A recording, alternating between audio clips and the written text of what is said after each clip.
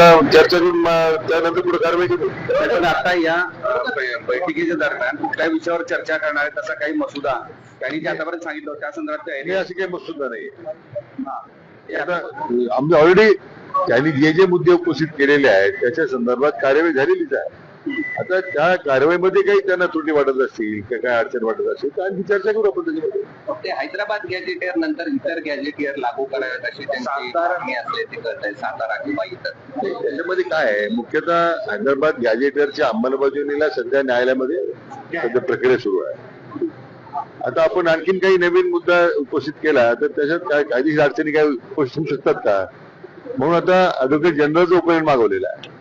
Advocate जनरलचं opinion जे आलं मला वाटतं आम्ही आता ते त्यांच्या प्रस्ताव पाठवलाय विचारार्थ की सातारा गॅजेट असेल किंवा कोल्हापूर गॅजेट असेल या संदर्भात आपण काय कारवाई करण्याबद्दल काय पुढाकार काय केलं पाहिजे असताना एकदा ऍडव्होकेट जनरल ओपिनियन आलं की कारवाई करू.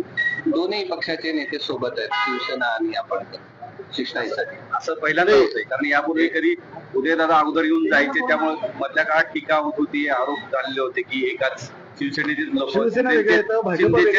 येत आहेत. आम्ही वेगळे कधीच नव्हतो. तो आपण मला वाटतं तो एक थोडा गैरसमज झालेला दिसतोय. एवढं नाही आम्ही संबंध निर्णय केले सगळे आतापर्यंत असं काही वेगळेपणा काय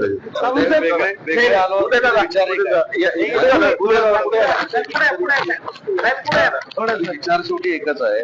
मी काय देसाई साहेब इथं आहेत, आम्ही त्यांच्याशी अनेक वेळा चर्चा करतो. पण आम्ही येऊन काहीतरी वेगळं करायचं, भारतीय जनता पार्टीने येऊन काहीतरी वेगळं करायचं याच्यामधला अजिबात उद्देश नाही.